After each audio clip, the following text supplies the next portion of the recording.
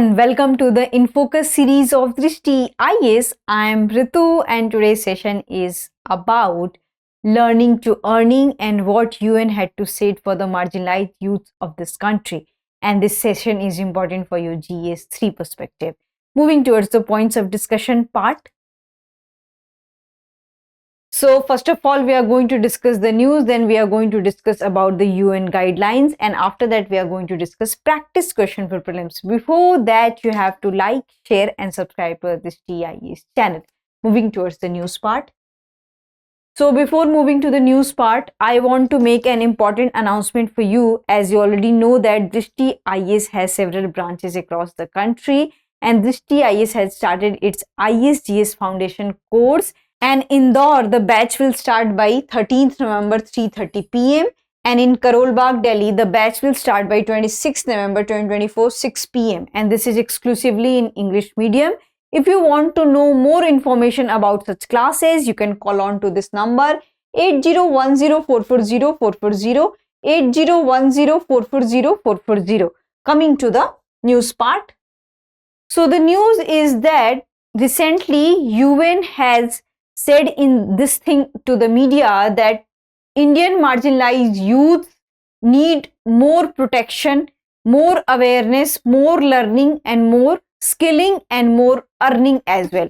And they had said that recently they are going to issue a guidelines that how to make this process smooth from learning to earning for the marginalized youths of this country. So this is the UN framework which they are going to set up in few days. So this is the news which we are going to cover up in today's session. So coming to the next one is about that what UN said. So first of all, we should know that what is the purpose of this thing. So the purpose of this thing is to reshape the future of the youths from the marginalized communities, and we'll discuss also that why is it so and who are the partners of this thing. So along with the UNICEF, we have UNFPA and UNHCR. And they had also released a framework, and the framework name is 𝐸𝐴𝐻 framework. Before discussing this framework, we should know the idea behind such kind of the things. So the idea behind that why UN thought like that.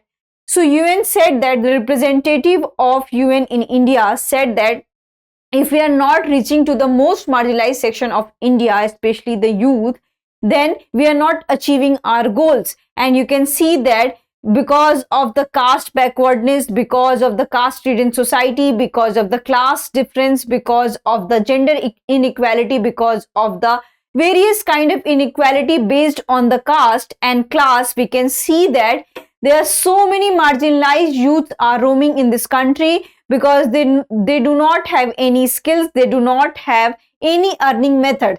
So this is very important to, first of all, they make them aware about the learning process, and later if they have learned how to earn money from their learning. So that's why the phrase they have given, learning to earning, especially for the youths from the marginalized community. And in India, who are the marginalized community? So they are basically the SC, ST, OBCs of this country who are economically backward, who are socially backward, who are politically backward. So they need such kind of training, such kind of awareness to have this idea that how to use our skills to make it as a profession.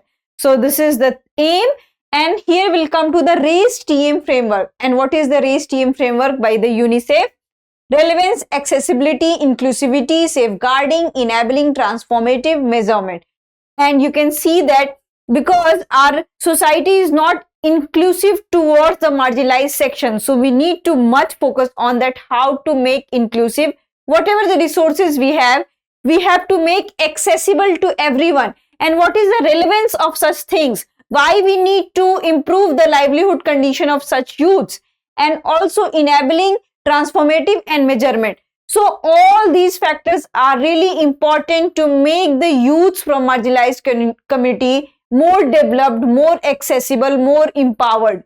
And what are the focus areas? So their focus area is the practical and systematic barriers to, so we have to break the practical and systematic barriers. And what is the practical and systematic barrier? So the practical barrier is that that if they have not received any education, if they are not skilled, if they don't know how to converse for the certain way. So these are the practical. And systematic is this thing that in this society, the society is divided on the basis of caste, class, gender, regional variations are there. So we need to break all those barriers to excel in all these kind of activities. So that's why the UNICEF has raised the RAISE TM framework, which will be inclusive in nature, which will be accessible, which will be transformative, and transformative in the sense of that those youth who have not much empowered, and from this will be a journey from marginalization to empowerment.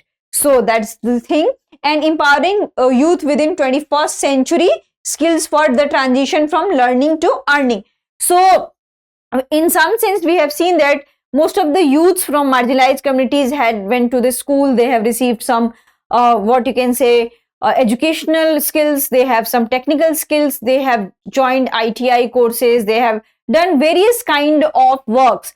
But when we see the unemployment ratio is very much high, especially among the marginalized community. So we need to access these things and we need to bridge this gap from learning to earning.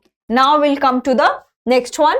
Next one is about that what are the key features of the goal. So they are going to decide in few days that what would be the framework. And so the first thing is adaptability for the diverse context. So that should be inclusive for urban, rural, tribal and differently able backgrounds, and limited internet socio-cultural norms and isolation. So as you already know that there is a digital divide, there is a gender divide, there is a regional divide, and you can see that when we compare in terms of male and female, female have less access to internet services, and similarly we can see that marginalized youth, and marginalized youth means both male and female have less access to internet services, they have less access to know different languages. So these are the typical barriers which make them very far behind, and they are not able to do any kind of skilled job. So that's why in RAISE TM framework there was also a thing which is known as enabling. So we have to make them able to access all these services. And youth-centered skill development. So they are also going to focus on digital literacy, entrepreneurship, financial independence, and gender and intersectional support, especially for the marginalized young women. So you already know this thing that women are already marginalized, but when we compare from the marginalized, the women who are coming from the backward communities and women who are coming from the forward communities, so we can see that there is the intersectionality variation among them. It means that we already have backward women, and as a whole, if we'll talk about the as a whole women, so we can see that as a whole women are backward. But if we'll see the intersectionality among women also, the women who are coming from the SC, ST, OBC background, they are the most backward ones. So we have to take care of all those women who have less access of digital literacy, who have less access of education, who have less access of opportunities. So we have to also focus on intersectionality, then multi-sectoral partnership. So there will be not only wholly government program, they are also going to have a collaboration with public-private partnership. It means government, private sector and civil society and youth. So they all will come together and they will enable the society to have this inclusive environment, and establishes safe spaces and policy against discrimination. You already know that we still have many cases for the marginalized community where we can see that people are killed in the name of caste, people are doing every sorts of wrong in the name of caste, class and gender. So we need to break this barrier of discrimination and we need to erase discrimination from our society so that there will be less barriers in the systematic thing. And sustainability focus. So the UN had also decided that they will look after for the green jobs. It means that the jobs who are associated for the renewable energy, and India is a country who have lots of resources for the natural resources, and our youths are already working into that direction. So we need to make more awareness for the youth that you have to also earn money from this direction. So this will be the guideline for them. So this is the key features and goal. Now coming to the question.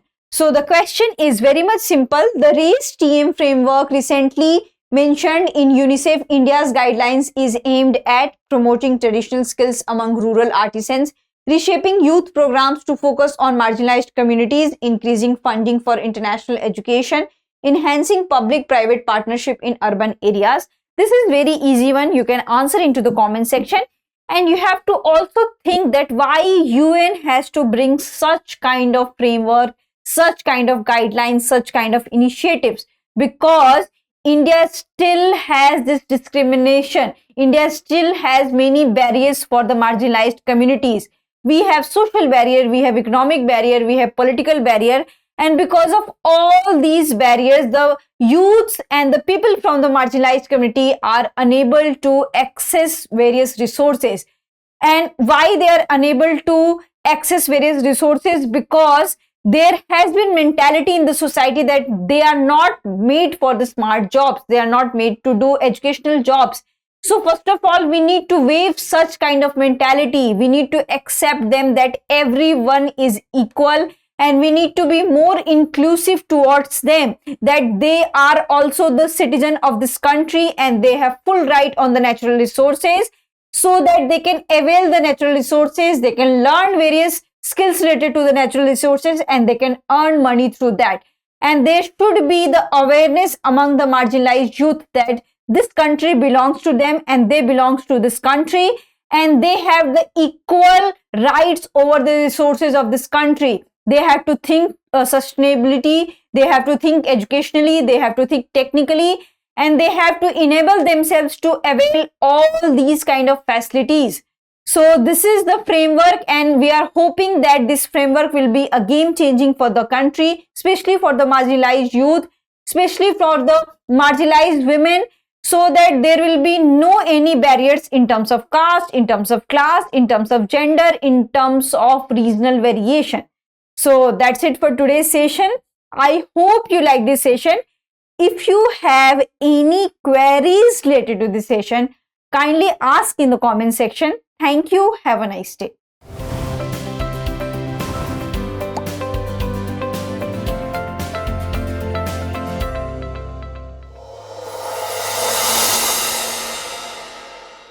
For more informative content, like, share and subscribe, and do not forget to press the bell icon to get the notifications.